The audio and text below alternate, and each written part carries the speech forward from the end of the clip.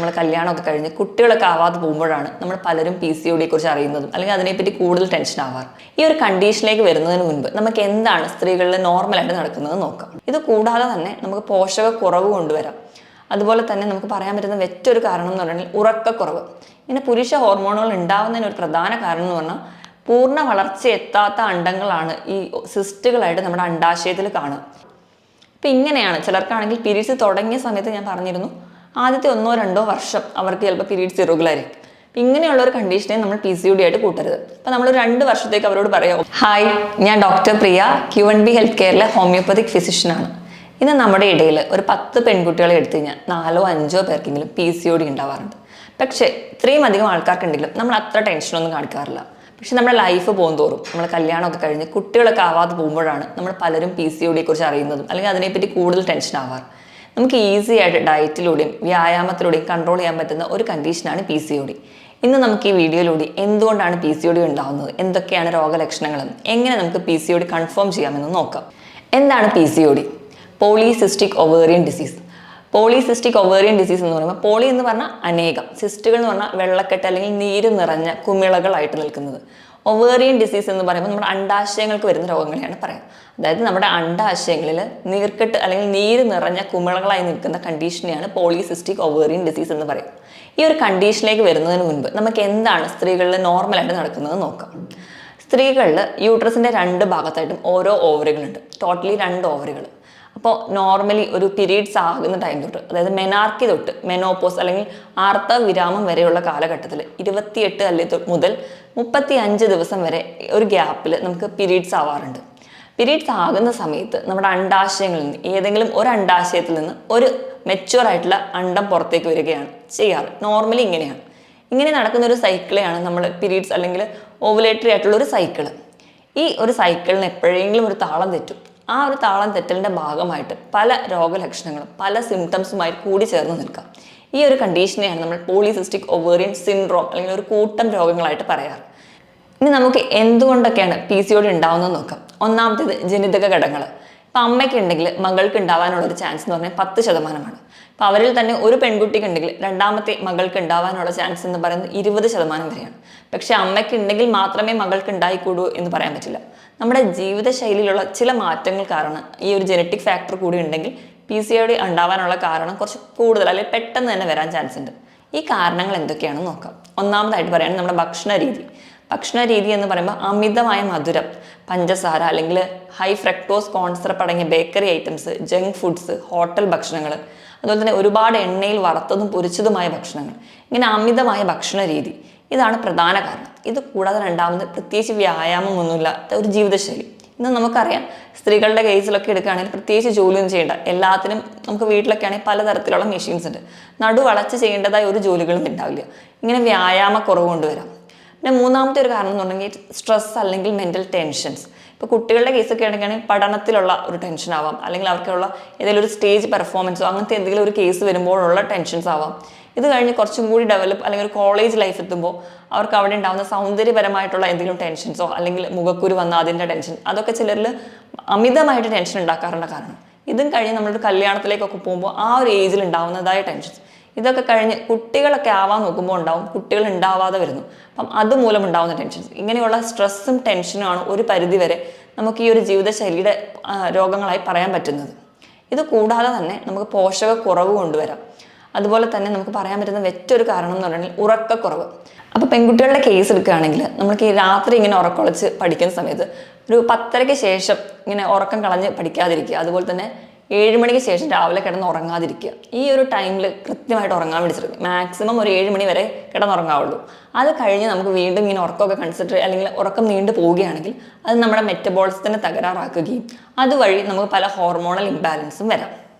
ഇതിനോടൊപ്പം തന്നെ നമ്മുടെ ചുറ്റുപാടുമുള്ള പല മലിനീകരണങ്ങളും നമുക്ക് ഒരു PCOD കാരണമായിട്ട് പറയുന്നുണ്ട്.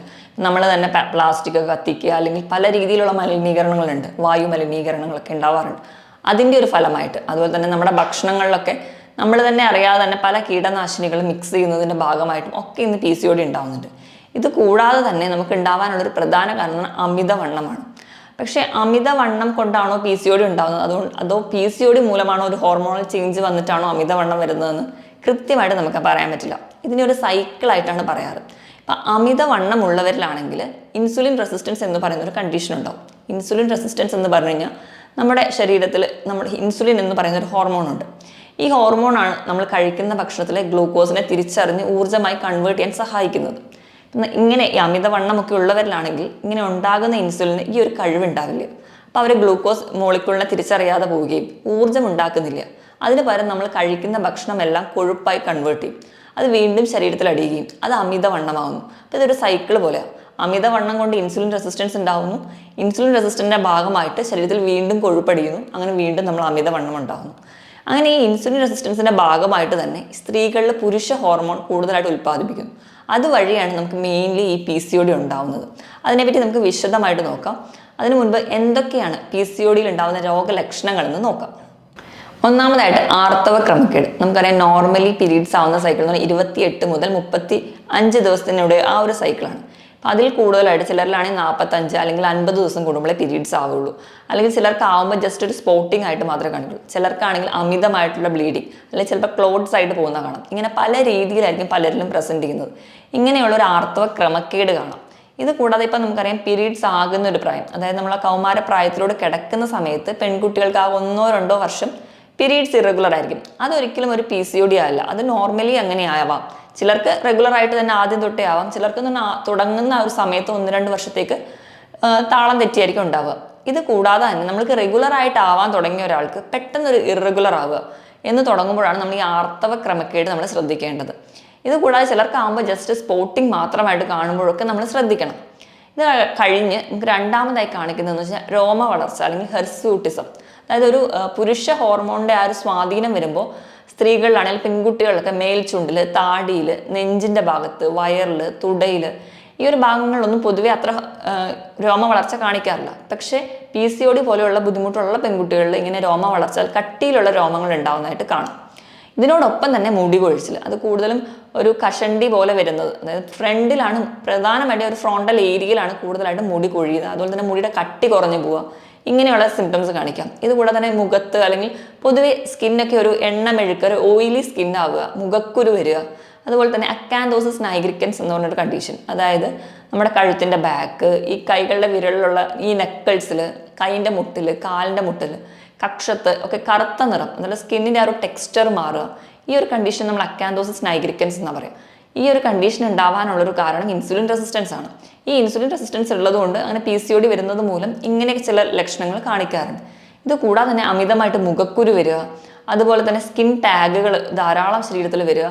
ഇതിനോടൊപ്പം തന്നെ അമിതവണ്ണം കാണിക്കും. അമിതവണ്ണം നമുക്ക് പറയുമ്പോൾ അറിയാം PCODയുടെ ഒരു കാരണവുമാണ്, ഒരു ലക്ഷണവുമാണ്. അതുപോലെ തന്നെ അരക്കെട്ടിൻ്റെ ഭാഗത്ത് കുടവയറ് പോലെയോ അല്ലെങ്കിൽ വയറ് ചാടുന്ന പോലെ വണ്ണം വെക്കുന്നതിനോടൊപ്പം തന്നെ അരക്കെട്ടിൻ്റെ വിസ്തീർണം കൂടി കൂടുക. അതുപോലെ കഠിനമായ ക്ഷീണം. ഇപ്പോൾ ചിലർക്കൊക്കെ നല്ലപോലെ ബ്ലീഡിങ് ഉണ്ടെങ്കിൽ ബ്ലഡ് ഒക്കെ കുറയുന്നത് മൂലം കഠിനമായ ക്ഷീണം, ഭക്ഷണം കഴിച്ചാലും കഠിനമായ ഒരു ക്ഷീണം തോന്നുക തുടങ്ങിയ ബുദ്ധിമുട്ടുകളൊക്കെയാണ് നമുക്ക് PCODയിൽ ഒരു രോഗലക്ഷണമായിട്ട് നമുക്ക് പറയാൻ പറ്റുന്നത്. ഇതോടൊപ്പം തന്നെ ഇപ്പം നമ്മൾ അമിതവണ്ണം എന്ന് പറഞ്ഞു കഴിഞ്ഞാൽ എപ്പോഴും PCOD ഉള്ള എല്ലാവർക്കും അമിതവണ്ണം ഉണ്ടാവണം എന്നില്ല. ഇപ്പം ചില തിൻ PCOS എന്ന് പറഞ്ഞ കണ്ടീഷൻസ് ഉണ്ട്, അതായത് മെലിഞ്ഞവരിലും കാണും. ഇതിനൊരു കാരണം എന്ന് പറഞ്ഞിട്ടുണ്ടെങ്കിൽ ഇപ്പം നമുക്കറിയാം മെലിഞ്ഞിരിക്കുന്നവർക്ക് അവർക്ക് വേണ്ട ഒരു ഫാറ്റ് നമ്മുടെ ശരീരത്തിലില്ല. നമ്മുടെ ശരീരത്തിൽ ആവശ്യത്തിന് ഒരു കൊഴുപ്പുണ്ടെങ്കിൽ മാത്രമേ എല്ലാ ഹോർമോണുകൾക്കും കൃത്യമായിട്ടൊരു ബാലൻസിൽ പ്രവർത്തിക്കാൻ പറ്റൂ. അപ്പം ആവശ്യമുള്ള കൊഴുപ്പില്ലാത്തത് കൊണ്ടും നമുക്ക് PCOD വരാം. അങ്ങനെയും ഒരു കൂട്ടം ആൾക്കാരുണ്ട്. 70% PCOD ഉള്ളവർക്കും അമിതവണ്ണം കാണിക്കാറുണ്ട്. പക്ഷെ ഒരു 20% പേരിലും മെലിഞ്ഞ ആൾക്കാരിലും PCOD ആയിട്ട് പ്രസന്റ് ചെയ്യാറുണ്ട്. ഇതോടൊപ്പം തന്നെ മാനസിക സമ്മർദ്ദം അവർക്ക് വളരെ കൂടുതലായിരിക്കും. നല്ലപോലെ ഡിപ്രഷൻ വരാറുണ്ട്, മൂഡ് സ്വിങ്സ് കാണിക്കാറുണ്ട്, ഉത്കണ്ഠ, അതേപോലെ തന്നെ കഠിനമായ ഡിപ്രഷൻ, ഈ ഒരു സ്റ്റേജസ് ഒക്കെ PCOD ഉള്ളവരിൽ കാണാറുണ്ട്. പെട്ടെന്ന് ദേഷ്യം വരിക, സങ്കടം വരിക, അങ്ങനെ പെട്ടെന്ന് ഒരു മൂഡ് സ്വിങ്സ് ഒക്കെ ഈ PCOD പോലെയുള്ള കണ്ടീഷനിൽ നമുക്ക് കാണാൻ പറ്റും. ഇനി PCODയിൽ എന്താണ് സംഭവിക്കുന്നത് നമുക്ക് നോക്കാം. നമ്മുടെ അണ്ഡാശയങ്ങളിൽ എന്തൊക്കെ മാറ്റങ്ങളാണ് ഉണ്ടാകുന്നത് നോക്കാം. പറഞ്ഞ പോലെ അമിതവണ്ണം അല്ലെങ്കിൽ ഇൻസുലിൻ റെസിസ്റ്റൻസ് ഒക്കെ ഉണ്ടാവുന്നതുകൊണ്ട് ഈ നമ്മുടെ ശരീരത്തിൽ പുരുഷ ഹോർമോണുകൾ ഉണ്ടാവാൻ തുടങ്ങും. ഇങ്ങനെ പുരുഷ ഹോർമോണുകൾ ഉണ്ടാവുന്നതിന് ഒരു പ്രധാന കാരണം എന്ന് പറഞ്ഞാൽ പൂർണ്ണ വളർച്ച എത്താത്ത അണ്ടങ്ങളാണ് ഈ സിസ്റ്റുകളായിട്ട് നമ്മുടെ അണ്ഡാശയത്തിൽ കാണുക. ഇങ്ങനെ പൂർണ്ണ വളർച്ച എത്താത്ത സിസ്റ്റുകൾ ചുരുങ്ങിപ്പോകാതെ ഈ അണ്ഡാശയത്തിൽ തന്നെ നിൽക്കും. ഇങ്ങനെ എത്തുന്ന ഈ സിസ്റ്റുകളിൽ നിന്ന് പുരുഷ ഹോർമോണുകൾ അമിതമായിട്ട് ഉണ്ടാക്കും. ഇങ്ങനെ പുരുഷ ഹോർമോൺസ് അമിതം ആവുന്നതുകൊണ്ടാണ് ഞാൻ പറഞ്ഞ പോലെ താടി, രോമ വളർച്ചകളൊക്കെ കാണുന്നത്. ഇങ്ങനെ പുരുഷ ഹോർമോൺ വീണ്ടും കൂടുന്നതിൻ്റെ ഭാഗമായിട്ട് നമുക്ക് വീണ്ടും ഈ ഒരു അണ്ടങ്ങൾ പൂർണ്ണ വളർച്ചയിൽ എത്താതെ വരുന്നു. അങ്ങനെ ധാരാളമായിട്ട് പൂർണ്ണ വളർച്ചയിൽ എത്താത്ത അണ്ടങ്ങൾ സിസ്റ്റായിട്ട് മാറുന്ന കാണാം. അങ്ങനെ നമ്മുടെ ഓവറിയുടെ തൊട്ട് താഴെയുള്ള ക്യാപ്സ്യൂൾ അല്ലെങ്കിൽ ഓവറിയുടെ തൊട്ട് താഴെയുള്ള ലെയറിൻ്റെ അടിയിലായിട്ട് ഈ പൂർണ്ണ വളർച്ച എത്താത്തതുകൊണ്ട് അണ്ടമൊന്നും അണ്ടാശയത്തിൽ നിന്ന് പുറത്തേക്ക് പോകില്ല. പകരം ഈ ഒരു ക്യാപ്സ്യൂളിൻ്റെ അടിയിലായിട്ട് സിസ്റ്റുകളായിട്ട് അല്ലെങ്കിൽ ഒരു മാല പോലെ ഇങ്ങനെ നിൽക്കുന്നത് കാണാം. അപ്പോൾ നമ്മൾ സ്കാൻ ചെയ്തൊക്കെ നോക്കുകയാണെങ്കിൽ മുത്ത് അടുക്കിയ പോലെ അല്ലെങ്കിൽ ഒരു നെക്ലേസ് പോലെ വട്ടത്തിൽ നിൽക്കുന്നതാണ്. അപ്പോൾ ഈ ഒരു സ്കാനിങ്ങിന് നമ്മൾ നെക്ലേസ് അപ്പിയറൻസ് എന്നൊക്കെയാണ് പറയാറ്. പക്ഷേ എല്ലാവരിലും ഇങ്ങനെ ഒരു നെക്ലേസ് അപ്പിയറൻസോ അല്ലെങ്കിൽ ഇങ്ങനെ സിസ്റ്റുകളായിട്ട് നിൽക്കണം എന്നില്ല. പക്ഷെ ഇങ്ങനെ എല്ലാ സിസ്റ്റും ഉള്ളവർക്ക് പൂർണ്ണമായിട്ടും നമുക്കതൊരു PCOD ആണെന്ന് ഈ സിസ്റ്റ് കാണുന്നതിലൂടെ പറയാനും പറ്റില്ല. അപ്പോൾ നമുക്കിനി നോക്കാം എങ്ങനെയാണ് ഒരു PCOD നിർണ്ണയിക്കുന്നതെന്ന്. PCOD നിർണ്ണയിക്കണമെങ്കിൽ റോട്ടൻഹാം ക്രൈറ്റീരിയ എന്ന് പറഞ്ഞൊരു ക്രൈറ്റീരിയ ആണ് മെയിനായിട്ട് എടുക്കുക. അതായത് ഇതിൽ 3 ഘടകങ്ങളാണ് വരിക. ഈ 3 ഘടകങ്ങളുള്ള ക്രൈറ്റീരിയയിൽ ഏതെങ്കിലും 2 എണ്ണം ഉണ്ടെങ്കിൽ മാത്രമാണ് നമ്മൾ PCOD ഉണ്ടെന്ന് ഡയഗ്നോസ് ചെയ്യുക. നമുക്ക് ഏതൊക്കെയാണ് ഈ ക്രൈറ്റീരിയ എന്ന് നോക്കാം. ഒന്നാമത്തേത് നമ്മുടെ ശരീരത്തിൽ അല്ലെങ്കിൽ നമ്മുടെ സ്ത്രീകളിൽ അണ്ടം ഉണ്ടാകുന്നുണ്ടോ എന്ന് നോക്കുക. രണ്ടാമത്തേത് മെയിൽ ഹോർമോണിൻ്റെ ക്യാരക്ടർ. മൂന്നാമത്തേത് USS അബ്ഡോമൻ എടുത്ത് നോക്കുക. അപ്പം അണ്ടം ഉണ്ടാകുന്നുണ്ടോ എന്നറിയാൻ വേണ്ടിയിട്ട് നമ്മൾ മെയിനായിട്ട് പറയുന്ന ഒരു കാര്യം എന്ന് വെച്ചിട്ടുണ്ടെങ്കിൽ ഒരു 35 ദിവസം കൂടുമ്പോൾ അവർക്ക് പീരീഡ്സ് ആവുന്നുണ്ടോ എന്ന് നോക്കും. ഇതാവുന്നില്ല അല്ലെങ്കിൽ ഒരു വർഷക്കണക്ക് എടുക്കുകയാണെങ്കിൽ ഒരു മിനിമം ഒരു 8 പീരീഡ്സ് എങ്കിലും ആവുന്നുണ്ടെങ്കിൽ അതൊരു നോർമലാണ്. ഒരു മിനിമം 8 എണ്ണെങ്കിലും ഉണ്ടെങ്കിൽ അതിനെ നമ്മൾ കോംപ്ലിക്കേറ്റഡ് കേസായിട്ട് പറയാറില്ല. ഇനി രണ്ടാമത്തെ ക്രൈറ്റീരിയ എന്ന് പറഞ്ഞാൽ മെയിൽ ഹോർമോൺസിൻ്റെ ലെവലാണ്. മെയിൽ ഹോർമോൺസ് നമ്മളിപ്പോൾ ക്ലിനിക്കലി വരുമ്പോൾ തന്നെ നമുക്കറിയാം ആ ഒരു മുടി വളർച്ച അല്ലെങ്കിൽ മുടി കൊഴിയുന്നു അല്ലെങ്കിൽ ആ ഒരു മെയിൽ നേച്ചറിലോട്ട് വരുന്നുണ്ടെങ്കിൽ അവരുടെ സൗണ്ട് ടോണൊക്കെ മാറുന്നുണ്ടെങ്കിൽ അവിടെ ഒരു മെയിൽ ഹോർമോൺ പ്രൊഡക്ഷൻ ഉണ്ടെന്ന് മനസ്സിലാക്കാം. ഇതല്ലാതെ തന്നെ നമുക്ക് മെയിൽ ഹോർമോൺസ് ആയിട്ടുള്ള ആൻഡ്രോജനിൽ ടെസ്റ്റോസ്റ്റിറോണിൻ്റെ ബ്ലഡ് ലെവലിൽ നോക്കിക്കഴിഞ്ഞാൽ നമുക്ക് മനസ്സിലാക്കാൻ പറ്റും. മൂന്നാമത്തെ ക്രൈറ്റീരിയ എന്ന് പറഞ്ഞാൽ USS അബ്ഡമൻ. നമ്മൾ വയറിൻ്റെ സ്കാൻ എടുക്കുക. വയറിൻ്റെ സ്കാൻ എടുക്കുമ്പോൾ നമുക്കൊരു 18 മുതൽ 20 സിസ്റ്റുകളായിട്ട് കാണുകയാണ്. അതോടൊപ്പം തന്നെ നമ്മുടെ ഓവറിയുടെ സൈസ് ഒരു 10 ക്യൂബിക് സെൻറ്റിമീറ്ററിൽ കൂടുതലായിട്ട് നിൽക്കുകയാണെങ്കിൽ അല്ലെങ്കിൽ ഓവറിയുടെ സൈസ് കുറച്ച് കൂടുതലായിട്ട് നിൽക്കുകയാണെങ്കിൽ മാത്രമാണ് നമ്മളൊരു പോളിസിസ്റ്റിക് ഓവറിയൻ ഡിസീസ് എന്ന് പറയാം. ഈ പറഞ്ഞ 3 ക്രൈറ്റീരിയയിൽ ഏതെങ്കിലും 2 എണ്ണം ഓക്കെ ആണെങ്കിൽ നമ്മൾ പറയും അവർക്ക് PCOD ഉണ്ടെന്ന്. ഒരിക്കലും നമ്മളൊരു സിസ്റ്റ് അല്ലെങ്കിൽ നമ്മൾ സ്കാൻ ചെയ്യുമ്പോൾ ഈ ഒരു സിസ്റ്റ് കാണുന്നതുകൊണ്ട് ചിലപ്പം 3-4 സിസ്റ്റുകളെ കാണുന്നുണ്ടെങ്കിൽ ഉടനെ അതിനൊരു PCOD ആയിട്ട് ഡയഗ്നോസ് ചെയ്യാൻ പാടില്ല. ഈ ഒരു സിസ്റ്റിനോടൊപ്പം തന്നെ ഹോർമോണൽ ചേഞ്ചോ അല്ലെങ്കിൽ നമുക്കുണ്ടാവുന്ന എന്തെങ്കിലും പീരീഡ്സ് തീരെ ഉണ്ടാവില്ല അല്ലെങ്കിൽ ഒരു പീരീഡ്സ് ഭയങ്കരമായിട്ട് ഇറഗുലറായിട്ട് നിൽക്കുക അങ്ങനെയൊക്കെ ആണെങ്കിൽ മാത്രമേ നമ്മളൊരു PCOD ആയിട്ട് ഡയഗ്നോസ് ചെയ്യാൻ പാടുള്ളൂ. ഇപ്പം ഇങ്ങനെയാണ്. ചിലർക്കാണെങ്കിൽ പീരീഡ്സ് തുടങ്ങിയ സമയത്ത് ഞാൻ പറഞ്ഞിരുന്നു ആദ്യത്തെ 1-2 വർഷം അവർക്ക് ചിലപ്പോൾ പീരീഡ്സ് ഇറഗുലറായിരിക്കും. അപ്പം ഇങ്ങനെയുള്ള ഒരു കണ്ടീഷനെ നമ്മൾ PCOD ആയിട്ട് കൂട്ടരുത്. അപ്പം നമ്മൾ 2 വർഷത്തേക്ക് അവരോട് പറയുക, ഒബ്സർവ് ചെയ്യാൻ പറയുക. ഈ 2 വർഷം കഴിഞ്ഞിട്ടും അവർക്ക് ഇറഗുലർ ആണ്, അതിനോടൊപ്പം തന്നെ ഹോർമോണൽ ചേഞ്ചസ് ഉണ്ട്, തൈറോയിഡിൽ ചേഞ്ചസ് ഒക്കെ ഉണ്ട്, ഇങ്ങനെയൊക്കെ കാണിക്കുകയാണെങ്കിൽ മാത്രമേ നമ്മൾ അതൊരു കംപ്ലീറ്റ് ഒരു PCOD കേസായിട്ട് ഡയഗ്നോസ് ചെയ്യാറുള്ളൂ. ഇപ്പം നമ്മൾ PCOD കേസായിട്ട് ഡയഗ്നോസ് ചെയ്തിട്ടുണ്ടെങ്കിൽ തന്നെ നമുക്ക് ആദ്യം തന്നെ ഇത് മാനേജ് ചെയ്യാൻ എളുപ്പത്തിൽ നമുക്ക് പറ്റും. അപ്പം അതിനായിട്ട് നമ്മൾ ആദ്യം നമ്മുടെ ഡയറ്റാണ് മാറ്റേണ്ടത്. കൃത്യമായിട്ട് ഡയറ്റ് മാനേജ് ചെയ്യുക. നമ്മുടെ ബോഡി മാസ് ഇൻഡെക്സ് അതായത് നമ്മുടെ വണ്ണം കറക്റ്റായിട്ട് മാനേജ് ചെയ്യുക. അപ്പോൾ വണ്ണം കുറവുള്ളവരാണെങ്കിൽ ആവശ്യത്തിന് വണ്ണം ഗെയിൻ ചെയ്യുക. ഇതിനോടൊപ്പം തന്നെ കൃത്യമായി വ്യായാമം ചെയ്യുക. 45 മിനിറ്റ് മുതൽ 1 മണിക്കൂർ വരെ കൃത്യമായിട്ട് ആഴ്ചയിൽ 5 ദിവസങ്ങളും നല്ല എക്സസൈസുകൾ ചെയ്യുക. ചുമ്മാ നടന്നാൽ മാത്രം പോരാ, നല്ല കാർഡിയോ വർക്കൗട്ടുകളൊക്കെ ചെയ്യുക.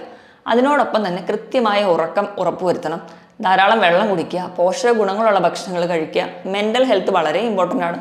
ടെൻഷനോ ഡിപ്രഷനോ പോലെയുള്ള സ്റ്റേജസ് ഒക്കെ ഉണ്ടെങ്കിൽ നിങ്ങളൊരു മെഡിറ്റേഷനോ കൗൺസിലിങ്ങോ ഒക്കെ ചെയ്യുക. ഇതോടൊപ്പം തന്നെ ഇങ്ങനെയൊക്കെ കൃത്യമായി ഫോളോ ചെയ്യുക. അതിനോടൊപ്പം തന്നെ ഹോമിയോപ്പതിയിൽ ഫലപ്രദമായ ചികിത്സ ലഭ്യമാണ്. നമ്മൾ ആദ്യം തിരിച്ചറിയുക, വേണ്ട രീതിയിലുള്ള ട്രീറ്റ്മെൻറ്റ് എടുക്കുകയാണെങ്കിൽ ഈസി ആയിട്ട് കൺട്രോൾ ചെയ്യാൻ പറ്റുന്ന ഒരു കണ്ടീഷനാണ്. മറ്റൊരു ഹെൽത്ത് ടോപ്പിക്കുമായിട്ട് വീണ്ടും കാണുന്നത് വരെ നന്ദി.